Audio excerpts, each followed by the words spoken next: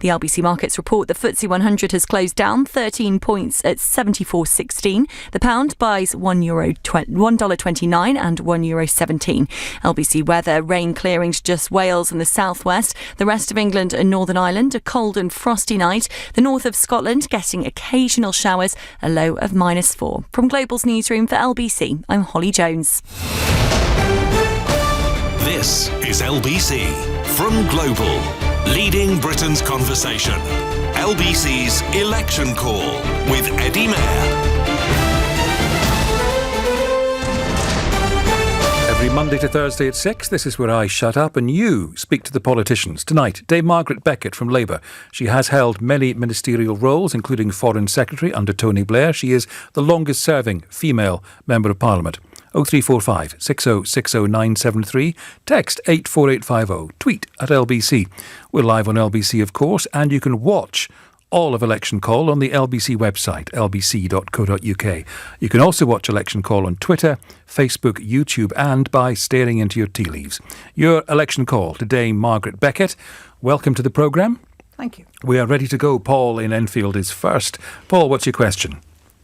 Hello, Dame Beckett. It's a question I have for you is what a lot of us are going through, just regular people on the street, is who the hell to vote for. So I, as a gay man, for various comments that Boris Johnson has made along the way about people like me, what am I called, a tank? Can you hear me? I can hear you, yes. Oh, hang on one sec. My silly car is trying to take over the phone call. I'm sitting still in the car. Wow. So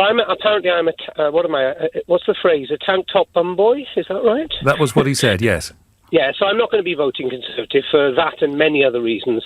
So I then have to look and say, who do I go for? And as a staunch Remainer, I consider the Liberal Democrats, but as the polls are showing, it's unlikely that they would come into power. And since you'll go for a second referendum, I'm thinking vote Labour. The specific question I have for you is, I believe that Labour are instigating what I would call a jealousy tax. So I'm nearly 60 years old. I've worked all my life. Say there's me and two mates. I've got money in the bank. They've got money in the bank. All my life I've wanted a seaside flat. So last November I bought one. It was empty for 6.5 years. No one wanted to live in it, so I'm not depriving anyone of a second home. And my mate, say, goes out and buys a Porsche Carrera and a speedboat, hitched to the back of it for the same money as my flat. And another mate goes out and buys a boat in the harbour in somewhere like Brighton and pays moorings. I want to know why it's fair that I would have to pay a double council tax on my second property that is paid for with money that I've already paid tax on, and by the way, also paid a handsome 3% to the government as a thank you to them for letting me buy my second home in the first place. All right. It sounds like Paul is thinking of voting for you, Dame Margaret, but he wonders why you're double taxing him as he sees it. Can I begin with a very trivial point? There is really no need for everybody to call me Dame Margaret. Margaret will do fine. All right, Margaret is. Okay, thank you, Margaret.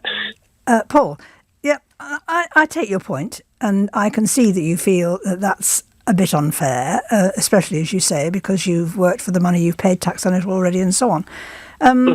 But the fact is, you are in a position, as indeed am I, and possibly Eddie as well, although I won't presume that, where you are able to make a slightly higher contribution. You can afford to, because you can afford to buy your second home. Okay. And the money for all the services that we all need, actually, because you, like everybody else, will need the services of the police and the fire service and all those other things that nobody thinks about when they complain about how much tax they're paying. I'm afraid, I take the view that people like me should pay a bit more, and okay. I fear that perhaps you can afford to too. So you sound like my local garage where it says, press this button if you want to add 25p for charity. I adopted 2 children, and I never expected to have children, going back to the fact that I'm a gay man. And I have paid over 100,000 easily in looking after them. So I do my charitable bit. I don't understand why Labour are suggesting I do another charitable bit because you say I should do it because I can afford to do it. It doesn't make sense to me. It isn't charity, Paul. It's civic responsibility. I do that with my second council tax. And may I make a comment about that? When I'm in my flat at the seaside, I'm not calling upon the services of the ambulance brigade in London where I live. So I'm paying 2 lots of council tax anyway. I'm paying full council tax on my London property, and I'm paying full council tax on my seaside property. And when I'm in one, I'm not using the services of the other town. I understand that, Paul, but equally I'm sure you understand that the council and the local community has to provide those services.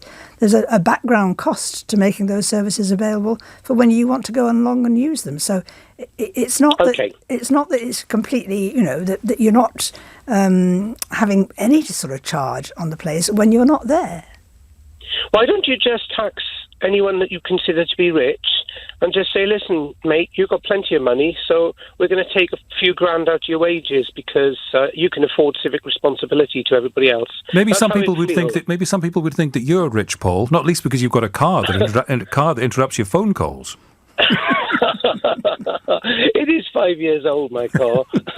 All right, listen, you've had a fair crack at the whip, Paul. We appreciate the call. We have another Paul in Southport. Hello, other Paul. You're through to Margaret Beckett. Hello, Margaret. Good afternoon. Yes, my question is really about this integrated disability or accessible transport. Everyone's been kicking that football around for the last 20 years. We already know what the problems are. And I love the idea about, the climate change and sustainable transport. But I think disabled people, they're just tinkered with it. But we've all been let down. I have to drive to London for a meeting in my electric car.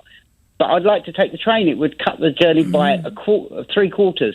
And there's a lack of joined-up approach. And what I'd like to see, and I think a more inclusive government would bring us inside, stop getting consultants and do it properly. But I'd love to see if we're going to be included in the design and the implementation, not just, telling you afterwards, oh, you forgot about us. And that's it, really. It's just much more integrated aviation, rail, buses, and we can then actually, more of us can go out and get jobs. I mean, that's the biggest barrier. Transport is one of the hugest barriers to stop disabled people getting into employment. Paul, thank you. Accessibility of transport for people with disabilities. I have absolute and utter sympathy with you, Paul, and all the more so because of the last 6 months or so, maybe a year, I have had experience travelling with somebody who's not as agile and mobile as they used to be, of exactly what you're talking about. And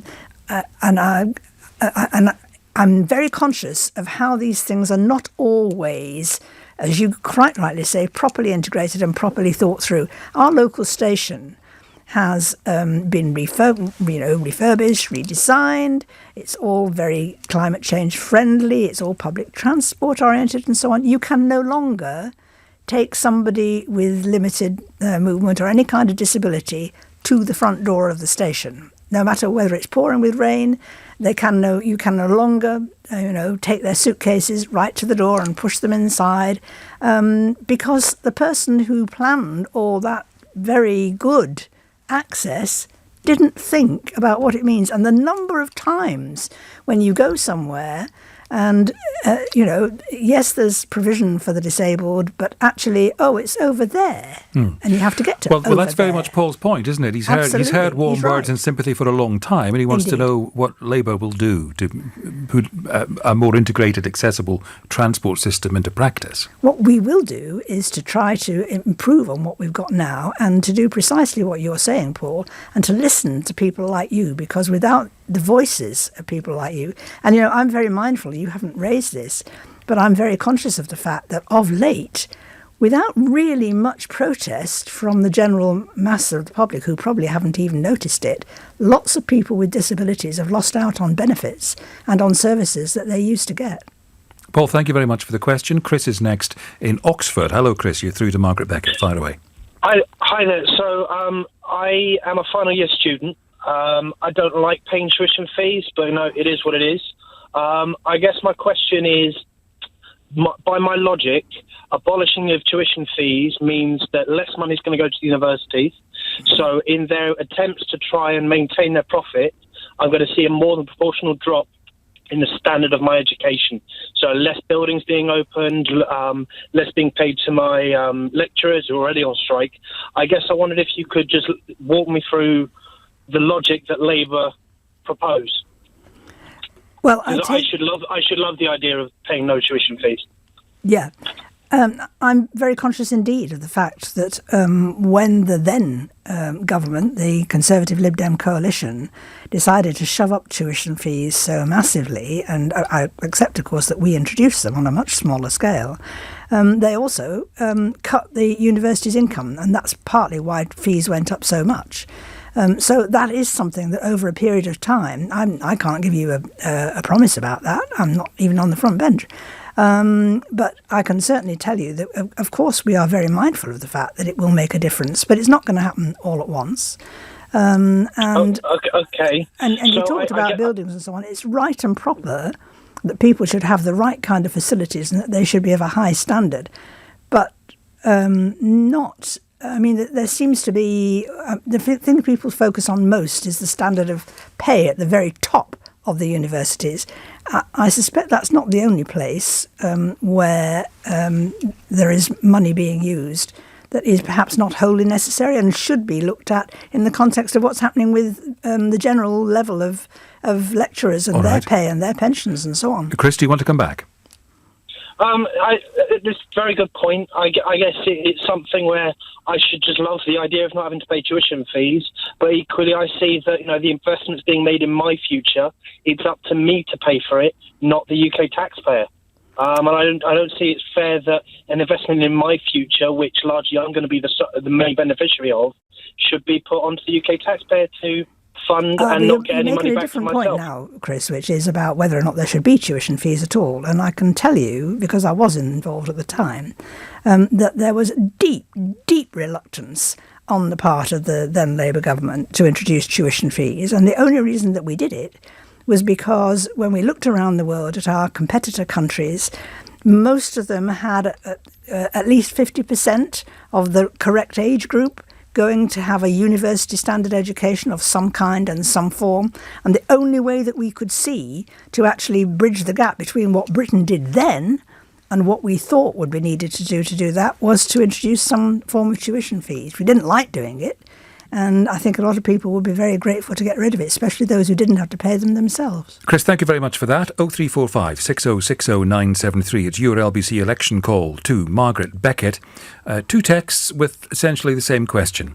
Eddie, ask Margaret Beckett if she regrets nominating Jeremy Corbyn for leader of the Labour Party. James in Bristol, with Jeremy Corbyn having the worst leadership satisfaction ratings of any leader of the opposition since records began, does she still regret her decision to nominate him for the Labour leadership in 2015? You can hear her answer after the news from Holly Jones. David Duckenfield, the police commander in charge on the day of the Hillsborough disaster, has been cleared of 95 counts of gross negligence manslaughter. Labour and the Conservatives have been defending their spending plans after a leading think tank criticised their manifestos. The RMT union says 27 days of strike action next month affecting passengers on South Western Railway will take place after talks broke down. LBC weather: rain clearing to just Wales and the southwest. The rest of England and Northern Ireland a cold and frosty night. The north of Scotland getting occasional showers, a low of -4. LBC Travel, I'm Katie Tyler. The M25 stays shut clockwise between junction 23 for South Mims and junction 25 for Enfield because of an accident, with queues on the approach from junction 21. As a result, it's struggling anti-clockwise on the M25 from junction 26 for Waltham Abbey towards junction 25. There are long delays on the North Circular in both directions between Staples Corner in Hendon and South Woodford, and it's crawling on routes through Enfield, Barnet, Cockfosters and Potters Bar. Elsewhere on the M25, everything's being held anti-clockwise at junction 5 for the M26 because of an accident. This is LBC. Have you ever had a night in and as you're sat there, realised you're missing out on something big, knowing full well that your friends are out having fun without you, and thought, this is flipping brilliant? Well, then you've experienced JOMO, the joy of missing out. So big up the JOMO with the Domino's Big Night In deal. That's 2 medium pizzas, wedges, cookies and a 1.25 litre bottle of drink, all for $24.99. Domino's, the official food of everything. Offer ends 1st Jan 2020, subject to availability at participating stores only. T's and C's apply. See boring legal stuff at domino's.co.uk. This is LBC. This Black Friday at Robert Dyer's, it's time to grab the deals by the bulbuls. Save £50 on a Sharp Smart TV, now just $119.99. Plus, get a Draper drill for only $26.49 and a Swan buffet server for just $24.99. Hurry, offers end Monday. Visit one of our 93 stores or click and collect at robertdyers.co.uk. This December, Amazon delivers the Premier League. Oh wow! Feel-good factor is rocketing! Watch every game on the 3rd to the 5th of December, including Man United Spurs. Oh, brilliant goal! And a Merseyside derby. Listen to the noise at Anfield. And don't miss all Boxing Day games. One of the great football days of the year. 20 games, live and exclusive. That's beautiful!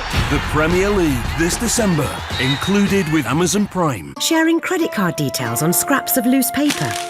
Finding battered receipts in the wash. Stressing out your accountant. Expense management doesn't have to be stuck in the dark ages. Say hello to Soldo, company cards that do your expenses for you. Give your team prepaid cards to simply spend, snap the receipt, and that's that. Spend smarter. See the light at soldo.com. What matters most to you? Saving money or helping the environment? With Evergreen Power, you can do both. Insulating your home with soft spray foam insulation will keep the heat in your home this winter like never before with its air barrier seal. Reducing airborne noise, condensation, damp and mould, your loft will be transformed into a dry, usable space while cutting your heating bills and carbon footprint, so helping the planet. For a free survey, search Evergreen Power. This is the Survivalist Network. It's Z-Day plus 17. I haven't slept for days. My zombie neighbour just tried to bite my arm off. Luckily, he couldn't get his infected fingers past the high tensile steel of my Toyota Hilux Invincible. That £199 per month with 0% APR representative is feeling like excellent value now. Get to a Toyota Hilux Invincible. You'll be fine. 0% APR representative on new sales of Hilux Invincible over 42 months. £199 per month. Customer deposit of £9,701 when financed through Access Toyota by 16th of December 2019. £12,525 optional final payment. Subject to status to over 18s. Indemnities may be required. Conditions apply. Toyota Financial Services. LBC's Election Call with Eddie Mair. Call 0345 6060 973. Margaret Beckett here with Election Call 0345 6060 973 with an answer to the question posed by a couple of listeners. Do you regret your decision to nominate Jeremy Corbyn?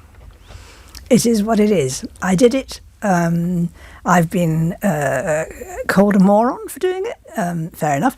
I thought at the time that it was right that the argument that he was putting, that it was time for an end to austerity, was an argument that ought to be heard in our leadership election. I thought that then, I still think it now, and I think it should be heard a lot more of during this election, because I think a lot of people are taking it for granted that austerity will be over, and I think they're wrong. Do you think he's a vote winner? For some people, yes, he is. There isn't any doubt. There are a lot of people, certainly a lot of Labour people, who feel that he's a breath of fresh air and who are glad that his proposals, his ideas, our programme is so ambitious. But yes, there are a lot of people who don't like him. The question about regret, though, the question about regret, you explained why you did what you did. Yes. But do you regret it? No, I don't think I do now. I mean, at first, I think Jeremy had real difficulty, which was understandable because he'd never been in any of those prominent. He'd been a little free spirit, able to do and say what he felt like all his political life, and suddenly he had to face up to some very serious responsibilities. But he's grown to the job. There's no doubt about that. And I think, many of the things that have come up, he's handled extremely well. So, and the one thing I would say, please, loud and clear, to anybody who says, therefore, I'm not voting Labour, I have no qualms whatever if it's Jeremy or Boris, and that means it's got to be Jeremy. David is next, calling from Essex. David, you're through to Margaret Beckett. Good evening. Hi. I'll give you a very quick question. I was a bit confused after the leaders' debate the other night with finding out that Jeremy was going to go neutral on Brexit. The very next evening, actually on LBC, Momentum phoned a senior guy, can't remember his name, I'm sorry, and said that every candidate for Labour will be going to the polls and voting to remain. So I'm categorically confused where Mr Corbyn's coming from by going neutral. I don't understand it when Momentum, who are his backers, his supporters, and I know things have been said about them, but I'm just confused. And I don't see how you can vote with regards to Brexit with that view of neutral, and Momentum stating categorically they like Jeremy Corbyn. He is not anyway a person that would push people either way, so they understand his stance, but every person going to the polls and the ballots will be saying they are for Remain. All right, David, let's get the answer from Margaret Beckett. Well, I didn't hear I hope you don't mind my saying, David, I'm not sure whether that's how you interpreted what the Momentum person was saying, because I've never heard anybody from Momentum or anywhere else actually say that, and there is no question at all. It is not true. I'd like it to be true, but there's no truth whatever in the suggestion, even that every Labour candidate will vote Remain. There are people in the Labour Party, as there are in all parties, who very much believe in Brexit. So that is definitely not correct, if that was influencing your view. But as to, yes, I can easily see why Jeremy is saying that he would stay neutral, and particularly since he pointed out that means that he would be able to act as an honest broker for whatever it is that the people decide, if, as I profoundly hope we will, they have the chance to give a view in a referendum. And there's a parallel. You're probably too young to remember this, David. Oh, flatter the listener, why don't you? But in 1975, well, he might well be, lots of people are. In 1975, when we had a referendum, there were equally passionate views then, and as it happens, I was on the other side. I was a don't stay in the European Union then and campaigned hard for it. We were all allowed, all politicians, including members of the cabinet, were allowed to advocate whether to stay in or leave, whichever we preferred, as long. But the criterion was you mustn't attack each other. There mustn't be any personal attacks between people who express different points of view. And the Prime Minister, Harold Wilson, although the government expressed a view and put forward proposals, the Prime Minister stood back. He did not actively campaign. And my guess is that that's the parallel that Jeremy has been studying and can see the merit in it. David, thank you for the call. Roy next in the Wirral. Roy, you're through to Margaret Beckett. Hello, Margaret. Thank you for speaking to me. What's your question? Do you think Jeremy made a mistake on Tuesday night when he had 4 opportunities to apologise and took none of them? For anti-Semitism, you're talking about? Yes. I know everybody says he did, and I suppose he possibly did, but what struck me is, and this may have been in his mind, what the chief rabbi said was, I saw a description the other day, was brutal. It was also wrong. And Jeremy had already apologised, quite rightly, before, and he may have thought, I haven't spoken to him, obviously, he may have thought that if he made another apology, that it would be taken that he was accepting what the chief rabbi said about whatever it was, I can't remember his exact words, about poison at the heart of the Labour Party and so on, which he would not want to do, and which I have to say, I'm afraid, I do not believe is true at all. But he could have found the words, couldn't he? He could have said, well, he obviously didn't, I dispute what the chief rabbi says, but I do want to apologise for the hurt caused by anti-Semitism in the party. And he was asked multiple times. Yes, I know, I can see the art, but of course, when you've got an Andrew Neil and he's hammering away at the same point, I'm sure it starts to feel as if you give way, then you're completely up the Swanee. But anyway, I concede, I accept. It would have been better if he'd found a form of words that would stop people from saying, and he wouldn't apologise. But since he already had apologised, and since I do not think he should accept what the chief rabbi said in the terms in which he said it, it's a difficult issue. Roy, what do you think of the answer? I think it fudges the answer. I think he should have apologised. And I think it was a huge mistake in not doing so. And for that and many other reasons, there is no way I could vote Labour whilst he is the head of the party. Roy, thank you. James next in Bishop Stortford. James, what's your question? Hello. Hello, how are you? I'm well. How are you coping? Not too bad, thank you. My question is related to NHS pay and mental health. So I work in NHS, I work in child mental health. What I am seeing is colleagues leaving the NHS to work for private organisations, citing pay as a big issue. And also, we're finding it hard to recruit.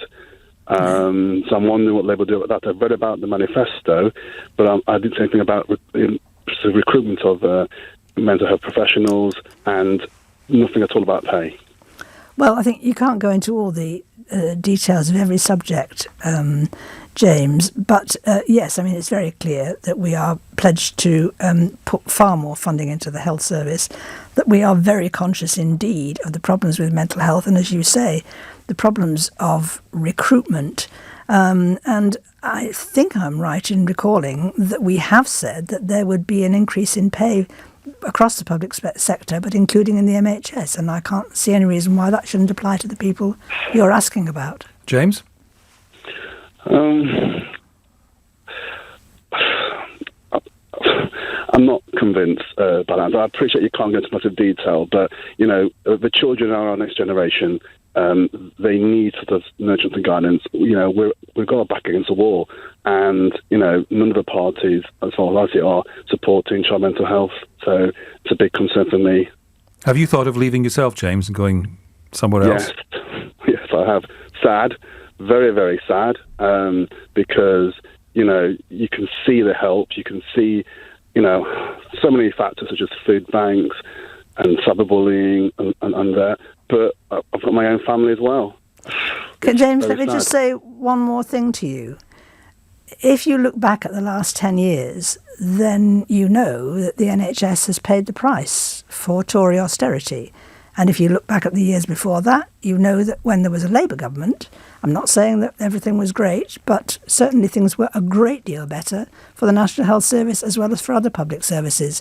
Don't just go by what you think might happen. Look at the record. James? I'll give you that in that things were not fantastic, were slightly better under Labour, but mental health has always been the poorer cousin of physical health. I accept that. And a lot of it is to do, well, there needs to be a cultural change. It's going to be a massive thing. And I'm just not convinced that any party currently has focused enough on mental health. James, I appreciate the call. Thank you very much. Do you have a question for Dame Margaret Beckett? The point about election call is it's not about what the pundits want to talk about or what the politicians would like to discuss. It's down to you. 2 weeks till polling day. Do you have a question for Labour? 0345 6060 973. We'll get more news now. 6:31. Here's Holly Jones. The police commander in charge on the day of the Hillsborough disaster has been cleared of gross negligence manslaughter.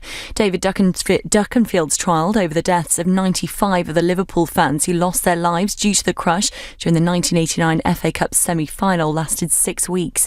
An economic think tank claims neither the Conservatives nor Labour are offering credible plans to manage public finances. The Institute for Fiscal Studies says taxes or borrowing will have to rise under both parties, but they defended their plans, saying they're fully costed. The report has also found the Liberal Democrats' manifesto would involve lower levels of borrowing, but would still be seen as radical. 3 teenage boys have admitted threatening a woman and her girlfriend on a bus in North London after they refused to kiss. The court heard the 2 women were punched in the face and hit with coins on the top deck of a double-decker in Camden in May.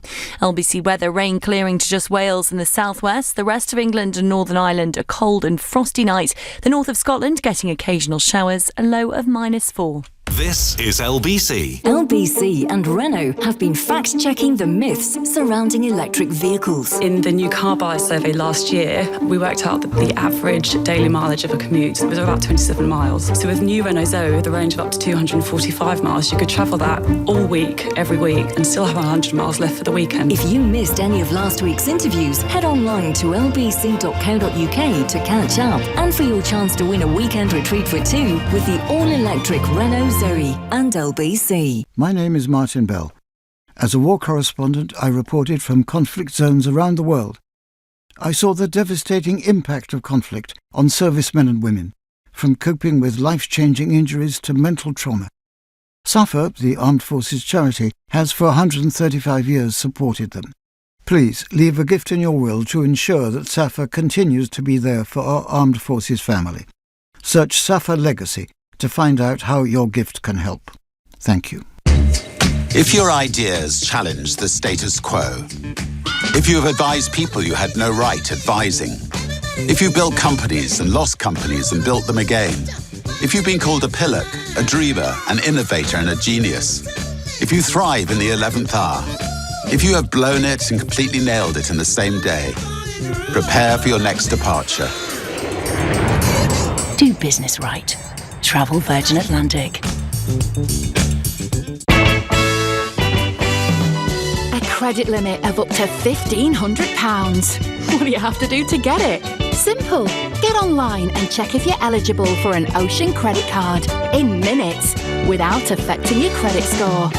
For your Ocean credit card, visit ocean.co.uk now and get all that from Ocean. Intelligent Lending Limited is a credit broker. Capital One, the exclusive lender. Representative 39.9% APR variable. Borrow and spend responsibly. What matters most to you? Saving money or helping the environment? With Evergreen Power, you can do both. Insulating your home with soft spray foam insulation will keep the heat in your home this winter like never before with its air barrier seal. Reducing airborne noise, condensation, damp and mould, your loft will be transformed into a dry, usable space while cutting your heating bills and carbon footprint, so helping the planet. For a free survey, search Evergreen Power. Some regard me as a national treasure. Well, that's very kind of you, but let me tell you about a hidden national treasure. Cello TVs. Cello are the only British manufacturer of premium quality LED TVs, but without the hefty price tag. 16 to 65 inches, manufactured in the UK, there's a Cello TV for everyone. This Black Friday, get a 65-inch smart 4K TV for under £550. Search cello.tv. LBC's Election Call with Eddie Mair. It's Labour tonight, Margaret Beckett, and a question from Martin, who texts to say, Eddie, me being a middle-aged, white, working-class, fully able-bodied Londoner Englishman and voted to leave the EU and working, ask Margaret to give me one good reason why I should vote for Labour, because I don't know of one. I could give you 1,000, actually. That's almost easier. But if you want just one, the most fundamental challenge facing any and all of us, and that includes you, Martin, whatever your circumstances, is the challenge of the climate emergency. And one of the things I would say to people at times when I had responsibility for dealing with these things is that it doesn't matter how rich you are. You might be able to buy your own water supply.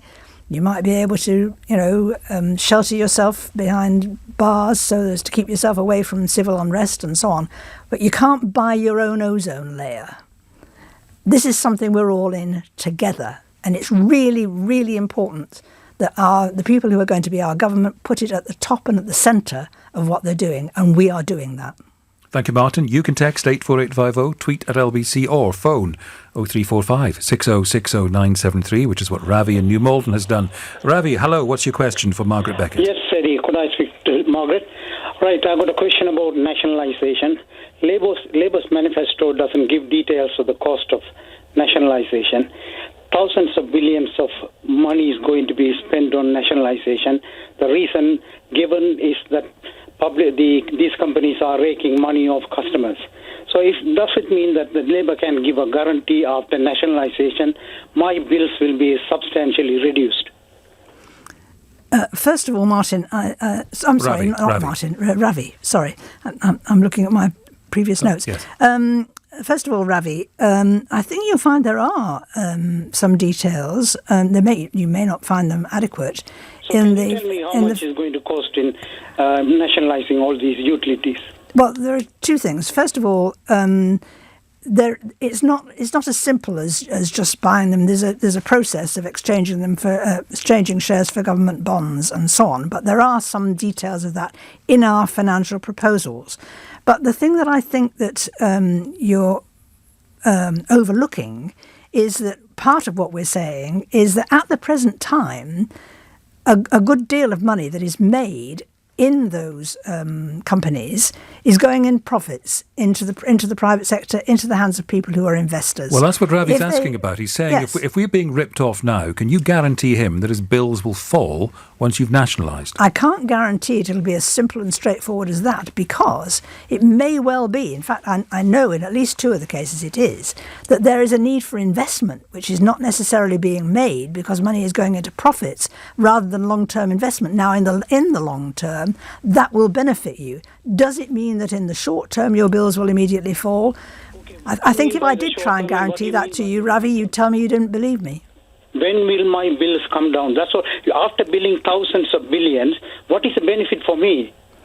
Well, the benefit for you will be that the responsibility for those key services on which you and everybody else depend will be in public hands. It won't be there for private profit. And the other thing for you is that you should get, over time, better services and better long-term investment. Look at the railways, which is one of the most obvious ones people always quote. Wait a minute, Ravi. Look at the railways. Everybody complains about what used to complain about what British Rail was like. We're putting more money into the railways now, into in the private hands, than we ever did for British Rail. If we had or did. Money, are my bills, railway bill, ticket prices going to come down? Well, I think the answer is certainly not at first and possibly later. Is that what you're saying? No, not necessarily. As a matter of fact, I think we do take the view that ticket prices are too high, and it may well be, if rail prices is one of the things he's worried about, that might be one of the sectors where that is most likely to be achieved. But it isn't just. It is about the prices. Because you may be being ripped off, particularly in the railway, but it is also about the future of key utilities on which we all depend being in our hands and not the hands of people who probably aren't even in this country. And in some cases, the owners are state companies from elsewhere in Europe. It's your election call on LBC to Margaret Beckett of Labour. Zach is next in Putney. Zach. Hi, Margaret. I hope you're well. You propose a second referendum with a Labour negotiated deal versus Remain. Why don't you think no deal should be on the ballot paper? Well, 2 reasons. One is it's almost never mentioned, but actually as long ago as 2017, in the last election, in our manifesto, we said that we would respect the outcome of the referendum, but we also said, however, there is no way that we could accept no deal because it would be catastrophic for our economy. Well, that's your point of view, but what about giving people the choice? It would mean a 3-way referendum. But as we've gone on, we're 3 years now away from the original referendum decision. I think it's become more and more clear just how catastrophic a no deal would be, but that's basically the decision that we have taken. We say that what would work for this country is to have a deal, preferably a better deal that Boris Johnson is offering, or what would work would be to stay in. And actually, if there are people who want an end to all this nonsense about Brexit and all this arguing and all this stuff about which is filling the papers every day, there's only one way to bring it to an end, and it's not to give Boris Johnson his way, because that'll just prolong it for years. It's to stay in the European Union. Zach, what do you think of the answer? 3 things. Firstly, Cameron on the Remain side did say in April 2016 that no deal was a real possibility if we vote to leave. He said that on Sky News. Secondly, why don't you just stick by your 2017 policy? Why don't you just negotiate this Labour Leave deal and just leave? What has changed between now and 2017? You think that protects jobs? Also, I don't think no deal is a good idea, but I don't think you kill the far right by not giving them a voice. I think you put no deal on the ballot paper and you use reason, logic and facts to show why they are wrong, and then you kill off the far right that way. I think the far right is disgusting, and I think lots of Brexit Party voters are, they've done really bad things and said terrible things, but I don't think you kill them off by not giving them a voice. You scrutinise their opinions publicly. It isn't about killing off the far right, although I agree with you that they need to be killed off. And it should be said that there are people who are in favour of no deal who are not on the far right. Indeed. However, you say what's changed since that manifesto in 2017. every day that goes by, you hear more and more of what the consequences in detail or for particular industries or whatever will be of our not being in the European Union. And every time it's even worse. I mean, I'm constantly astounded by the foresight of people who say they knew exactly what it would all mean and nothing has been a revelation to them. I've been in full-time politics for over 40 years and I'm besieged by revelations about various catastrophes that would befall us. What I do accept is that there are people who think that no matter what the consequences we should leave, that is a perfectly logical point of view. I don't share it, but I can understand it and accept that there are people who hold that view. But unless you think that you genuinely don't care what the consequences are for yourself as well as for anybody else, because I think it's cheating slightly if you think there won't be any consequences for you. But unless that's your view, then I think that a lot has changed since 2017 and it's strengthened the case for the people being asked, is this still what you want? Not politicians just deciding over their heads. I don't agree with that. I think the Liberals are wrong about that. But the people being asked to say, is this still what you want to do? And if they do, so be it. Related to that, a text from Nick. How do you think Jeremy Corbyn's going to get a better Brexit deal considering he's got no negotiating strength? I don't know what gives you that idea. How good a negotiator is he? Well, how good a negotiator is Boris Johnson? Well, he's got a deal. Do you think that Jeremy Corbyn could get one? Yes. The reason that I'm sure Jeremy Corbyn can get a deal is because there have been discussions with the relevant people elsewhere across Europe about whether, what among Labour's ideas and proposals they might find acceptable or otherwise, and there is not a problem. So I'm in no doubt at all that Jeremy could get a deal. Whether it would be as good a deal as the one we've got now, being in the European Union, is another matter. And I think the argument that some people put that, you can't, why would you get another deal and then not say it's the best thing since sliced bread? It might not be the best thing since sliced bread. The best thing might be to stay in, and you shouldn't be trying to sell people a deal just because you negotiated it, like Boris is. Yeah, but as you've already accepted, Jeremy Corbyn in those circumstances would not back Remain either. Well, I think that, as I say, I think that's a perfectly legitimate point of view to say it. Even though you think he would have to. What did I say? I thought was madness. Well, you're very much in favour of Remain. Oh, absolutely. And think that he might negotiate a deal that's not the best thing since sliced bread, but he would still not say what he preferred. That's because no deal. I'm sure he could get a better deal than Boris, but no deal is better than the deal we have now, in my view. And I take Jeremy's point entirely, that if he's to act as an honest broker and implement whatever the British people decide, then it is better that he stands back and isn't tainted by people thinking that, well, that's the one he wanted. All right, your election call to Margaret Beckett.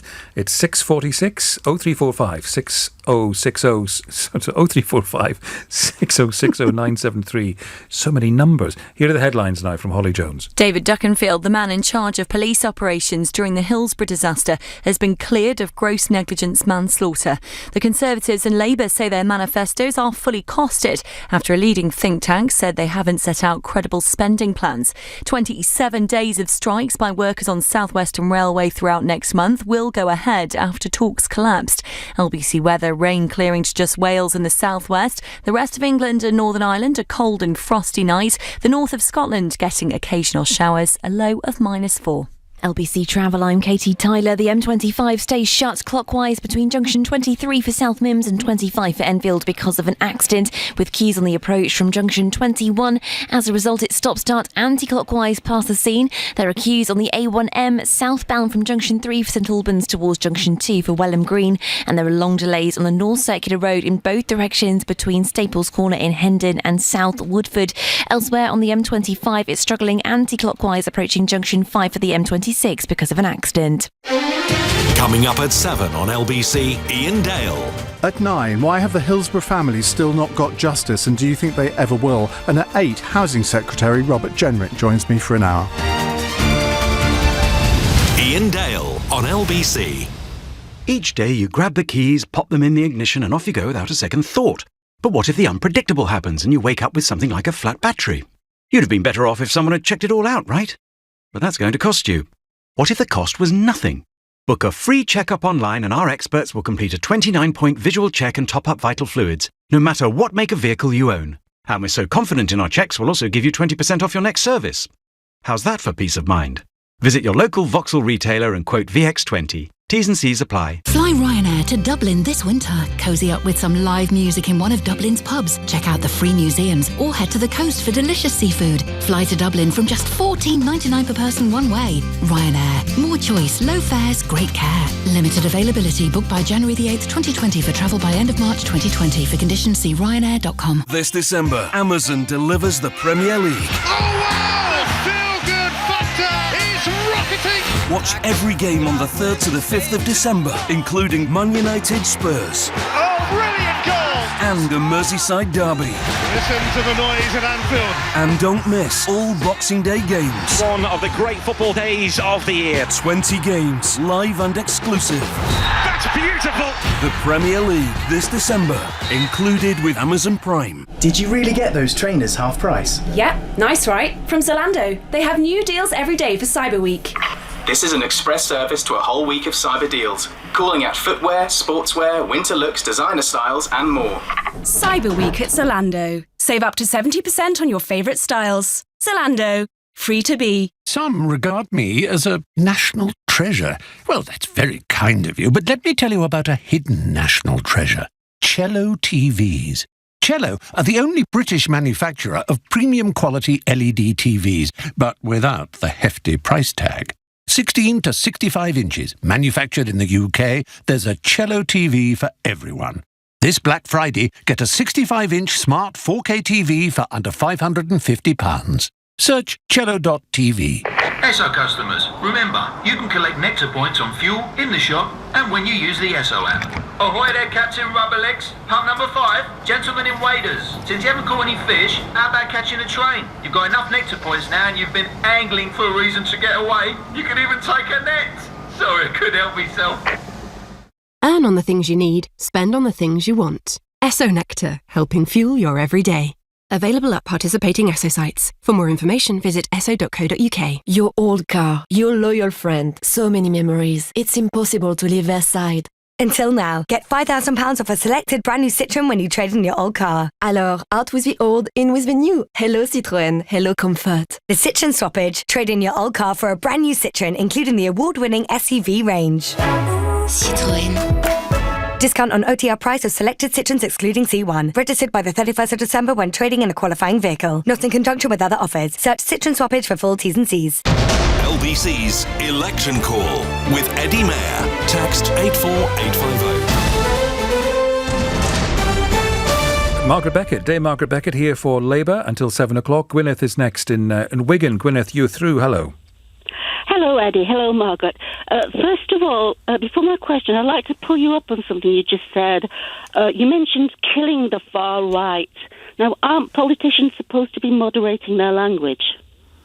Yes, I was quoting the person who was speaking to me, but you're right. I don't care who you're quoting. You're a politician. You're supposed to be moderating your language. Gwyneth, you are correct. Thank you. And if Nigel Farage had said that, he'd be in hot water, wouldn't he? Probably not. Nigel Farage says all sorts of extraordinary and extreme things without getting into hot water. Well, that's your opinion. Anyway, back to the question. Is it true that under a Labour government, I will lose my single person's 25% council tax discount? Not as far as I know, Gwyneth. I mean, all I can say is I don't remember seeing anything about it at all. Where are you hearing it from, Gwyneth? I read it on the internet. Oh, well. Sorry, Eddie. So I was just asking where you read it, where you heard it. Oh, I read so much stuff. I read it on the internet, and it said that.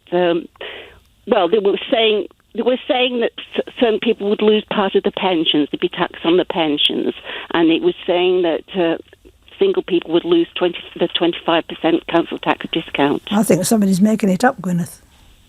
Well, because there's so much fake news about them. I'm never sure what's true or what's not. Yeah, well, I have never heard that suggestion. All right, 2 texts on the same subject. Let me read them both. First from Claire in Wakefield. Does Margaret Beckett regret saying bullying is not as important as Brexit? As a woman who's been bullied at work, I find her comments a disgrace. Chris in Devon. Is this the same Margaret Beckett who defended John Bercow and wished him to remain as Speaker despite many complaints of bullying male and female members of Parliament, and was a very divisive figure because he was pro-Remain? What you're quoting, Claire, is it Claire? Claire and Chris. Claire and Chris, right, yes. No, I'm afraid I don't regret saying it. I take your point entirely, Claire, and bullying is terrible.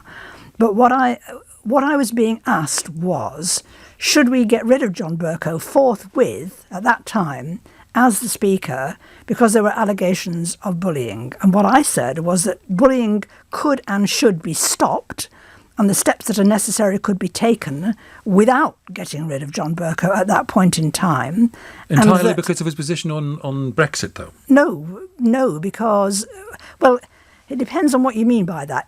Yes, in the sense that, because there are, as people will now have seen, a lot of key decisions that are in the Speaker's hands, and you would be putting somebody completely inexperienced into the chair. So that's what I was saying, and the journalist who was interviewing me perfectly legitimately said, so you're saying that Brexit trumps bullying, or whatever it was that he said. And I said, well, if that's how you want to phrase it, but if it's a choice between the two, what I am saying is it's not a good enough reason for getting rid of him now. It's the worst possible time to get rid of him. Just because of his experience or because of his political leanings? No, I mean... If he was an arch-leaver and everyone knew that, would it be different to you? No, it wouldn't. Because there is considerable power rests in the hands of the Speaker, and we knew that we were going to be taking lots and lots of key procedural and difficult constitutional decisions. And I thought it was madness to even think of changing the Speaker at that point in time. If his behaviour needed amending, amend it. Dave is next in Bath. Dave, you're through to Margaret Beckett. Hello. Hello, Eddie. Hello, Margaret. How are you? Hi. Margaret, I just wonder if you could explain the housing programme that you have within your manifesto of 75 billion over the 5 years, of 750,000 houses, which is 150,000 houses a year. Can you tell me what that equates to per house, please, and how you're going to build them for that amount of money? I'm sorry, I can't. I haven't done that arithmetic. I don't know whether anybody has. I have. It's £100,000 a house. And I can tell you now, because I work in the business, you can't build anything for £100,000. Your manifesto is absolute rubbish. And I can tell you what it would cost you. Something of an £180,000 for a 2 to 3 bed house. Yeah, well, I'm not in the business, but I was the housing minister briefly. Well, then you should know. You know your figures. Yes, and all I can say is that, well, actually, to be fair, it is a few years ago, so we're talking about inflation. It certainly didn't need to cost you quite that much to build any house. However, do you accept Dave's figures though, and that yours don't add up? No, I don't, because I haven't been following them. And all I would say to you, Dave, is that. Yep. The proposals that the party has put forward have been the subject of extensive consultation and discussion with your industry and also with the trades unions in that industry. I have had experience of those conversations many years ago when the industry and the unions said to the party then that the ideas and the proposals that we had then couldn't be done. That was because skills had been allowed to go out of the industry. So you're making a different argument. But all I can say to you is I'm not specialising in housing now. The team that have done, I know, an enormous amount of work. Dave, you get the last word. Yeah, no, it's in your manifesto. Sure, yeah, I know. You should know what you're doing. And it's complete rubbish. You're going to spend double that amount of money on just building the houses, let alone the infrastructure. All right, Dave, thank you. James next in Billericay. James, you're through. Thank you, Eddie. Hi, Margaret. Hi. Just a few minutes ago, you mentioned, whilst talking about Jeremy Corbyn and his supposedly much better and fantastic deal to Johnson's, that you, as I believe, avid Remainer, would prefer a no deal to Johnson's current deal, and no. I just wondered where you were coming from. No, I understand the point you're making, James. It was the way the sentence was formed.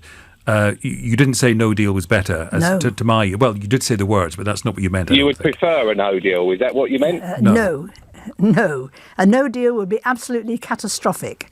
And I'm in no doubt about that.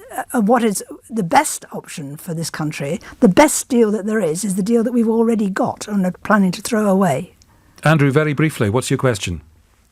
My question is, we've heard about the Tories and the Lib Dems coalition and austerity. What would Labour have done during that period? Because they constantly criticise it, but I don't think I've ever heard any Labour Party member say what they would have done different so that it wasn't the way it was. Can you explain that in 30 seconds? Yeah, I mean, when we lost office, the impact, the enormous initial impact of what was a worldwide crash, nothing to do with just the UK. The worldwide crash was beginning to taper off, and we were starting to see things improve. We were committed to go on bringing down the deficit, to go on bringing down debt, but we were not committed to an austerity programme of the kind that the incoming government chose to introduce, nor do we believe that it was necessary. Much of it was choice made by George Osborne, and as you can see, because they managed, at the same time as they were imposing all this austerity on people like you and me, they managed to give billions of pounds in tax cuts to their friends who fund the Tory party. All right. Thank you very much. Dame Margaret Beckett for Labour. Election call is back on Monday. Tonight on LBC at 10, it's Tom Swarbrick. Now, here's Ian Dale. Eddie, thank you very much. At 8, the Housing Secretary, Robert Jenrick, will join me in the studio for an hour for an interview and also to take your calls. But at 9, how can 96 people be killed and no one is held accountable? That was the question Margaret Aspinall asked on behalf of the Hillsborough families following the acquittal of one of the matchday commander, David Duckenfield, by a jury today at Preston Crown Court. She accused the system of withholding evidence from the court, which she believes would have changed the jury's mind. We're now more than 30 years on from the Hillsborough tragedy. Why have these families still not got justice? And do you think they ever will? That's what we're asking at 9 o'clock tonight here on LBC.